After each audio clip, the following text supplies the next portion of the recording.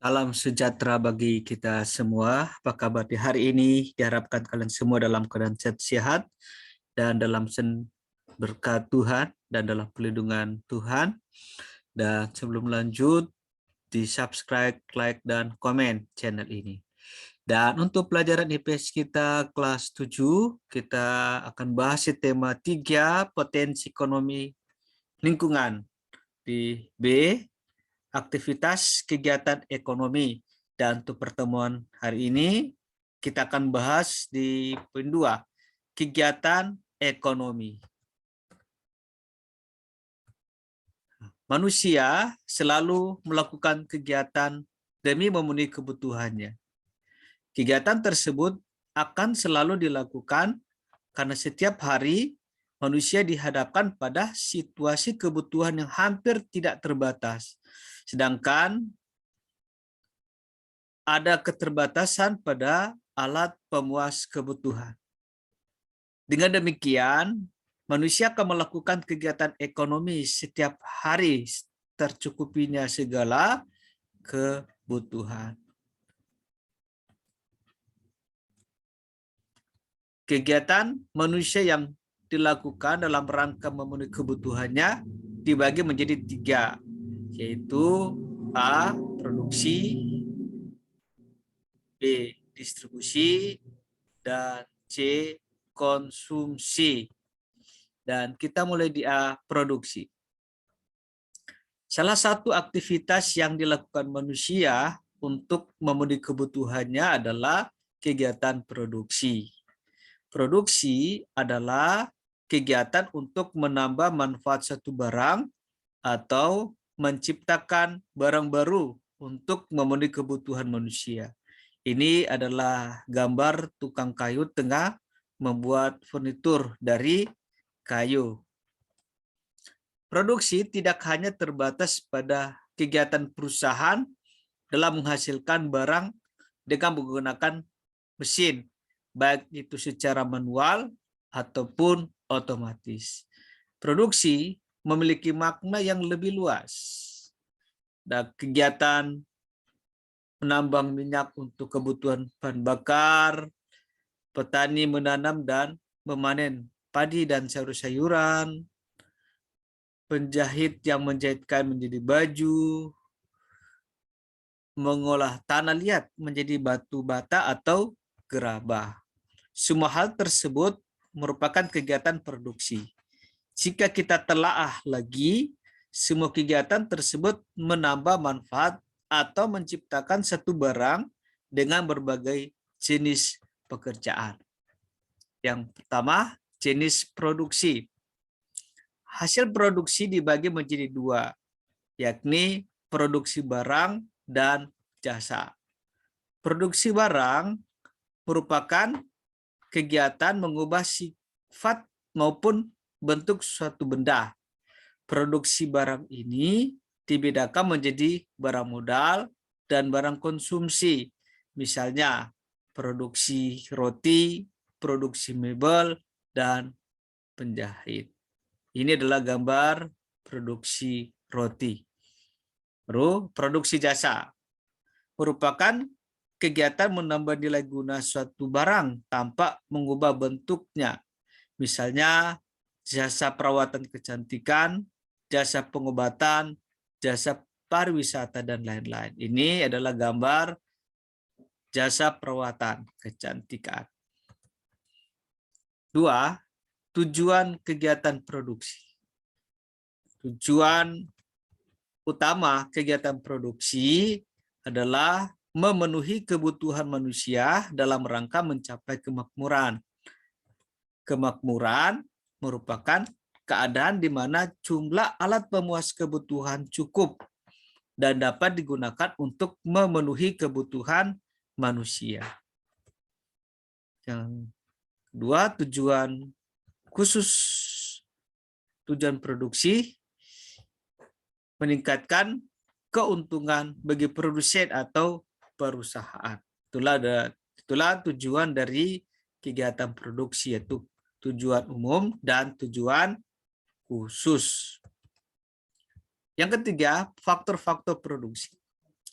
Faktor produksi merupakan segala sesuatu yang diperlukan dalam proses produksi barang dan jasa. Kegiatan produksi tidak hanya memerlukan bahan baku, tetapi juga faktor lain yang mendukung proses produksi dapat berjalan dengan baik. Faktor produksi dibedakan menjadi 4, yaitu 1 faktor alam. Faktor alam menjadi salah satu komponen yang sangat penting dalam kegiatan produksi. Faktor alam merupakan semua hasil alam, baik berupa benda maupun makhluk hidup yang digunakan dalam kegiatan produksi untuk mencapai kemakmuran. 2. Faktor tenaga kerja.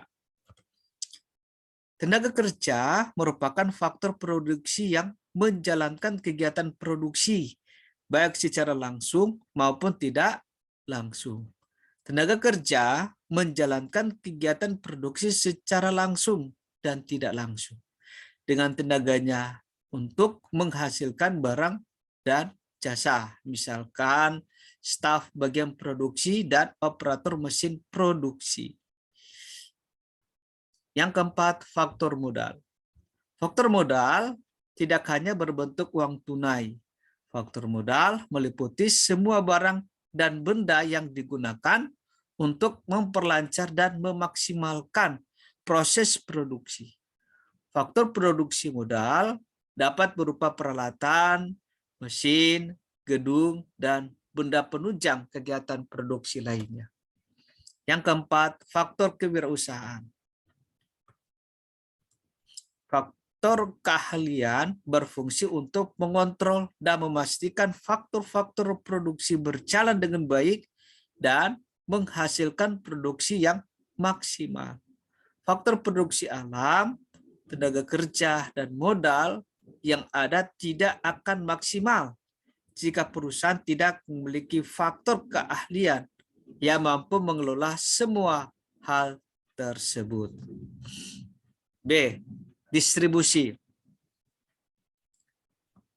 Distribusi merupakan kegiatan yang dilakukan untuk menyalurkan barang dari produsen kepada konsumen. Kegiatan produksi tidak akan berguna jika hasil produksi tidak didistribusikan kepada konsumen. Distribusi dapat dilakukan oleh perseorangan maupun lembaga distribusi. 4 tujuan utama distribusi. 1. Sebagai agen penyalur hasil produksi dari produsen ke konsumen. 2. Agar hasil produksi dapat dimanfaatkan oleh masyarakat secara maksimal. 3.